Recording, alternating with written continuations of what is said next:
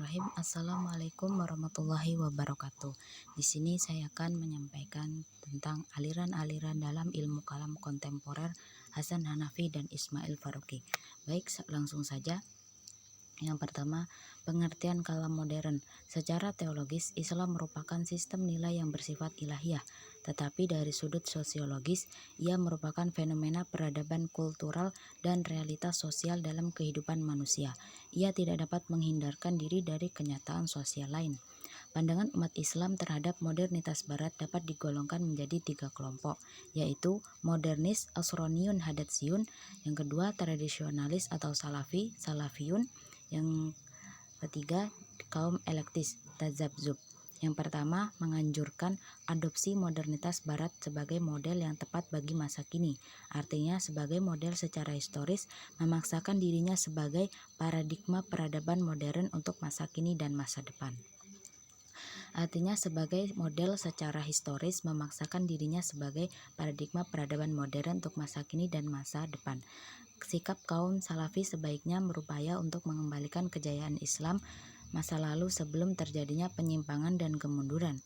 Sedangkan yang terakhir kaum elektif berupaya menghadapi unsur-unsur yang terbaik, baik yang terdapat dalam model Barat, modern, maupun dalam Islam masa lalu, serta menyatukan di antara keduanya dalam bentuk yang dianggap memenuhi kedua model tersebut.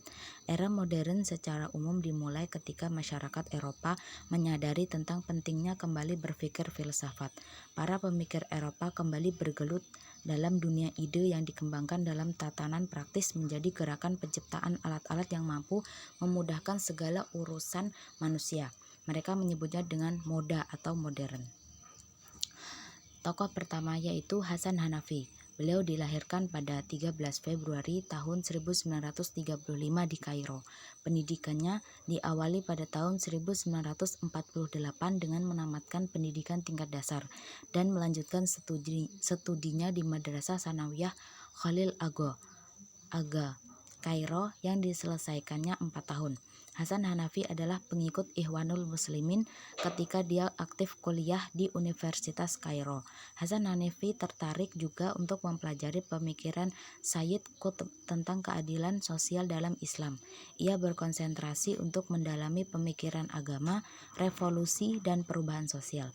Dari sekian banyak tulisan dan karyanya yaitu Kiri Islam atau Al-Yasar Al-Islami merupakan salah satu puncak sublimasi pemikirannya semenjak revolusi 1952. Kiri Islam, meskipun baru memuat tema pokok dari proyek besar Hanafi, karya ini telah memformulasikan satu kecenderungan pemikiran yang ideal tentang bagaimana seharusnya sumbangan agama bagi kesejahteraan umat manusia. Hanafi menawarkan dua teori, yaitu pertama bahasa istilah dalam teologi klasik adalah warisan nenek moyang dalam realitas bidang teologi. Warisan ini dianalisis ulang sehingga mampu menghasilkan teologi yang relevan dengan perubahan zaman. Kedua, realitas teologi masa lalu harus dianalisis kembali untuk mengetahui latar belakang historis dan sosiologis munculnya teologi di masa lalu itu dan bagaimana pengaruh kehidupan masyarakat ataupun para penganutnya. Ada dua pemikiran kalam Hasan Hanafi, yaitu kritik terhadap teologi tradisional, yang kedua rekonstruksi teologi. Tokoh kedua yaitu Ismail Roji Al-Faruqi. Ismail Al-Faruqi lahir di Java, Palestina 1 Januari 1986. Pendidikan menengahnya di Collège des Frères dengan bahasa pengantar Perancis. Kemudian pada tahun 1941 lulus dari American University of Beirut. Ismail lalu bekerja untuk pemerintah Inggris di Palestina.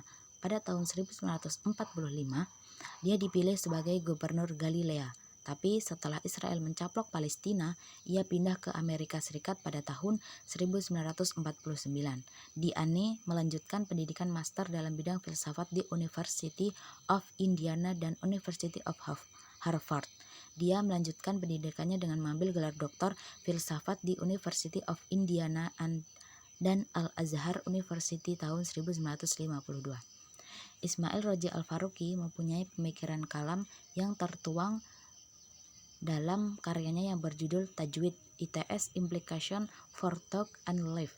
Dalam karyanya ini beliau mengungkapkan yaitu Yang pertama, tauhid sebagai inti pengalaman agama. Yang kedua, tauhid sebagai pandangan dunia. Yang ketiga, tauhid sebagai inti sari Islam. Yang keempat, tauhid sebagai prinsip sejarah. Yang kelima, tauhid sebagai prinsip pengetahuan. Yang keenam, tauhid sebagai prinsip metafisika. Yang ketujuh, tauhid sebagai prinsip etika. Yang kedelapan, tauhid sebagai prinsip tata sosial. Yang kesembilan, tauhid sebagai prinsip ummah. Yang kesepuluh, tauhid sebagai prinsip keluarga. Yang kesebelas, tauhid sebagai tata politik. Yang ke-12, tauhid sebagai prinsip tata ekonomi. Dan ke-13, tauhid sebagai prinsip estetika. Yang B, epistemologi dan problematikanya di dalam pemikiran Islam.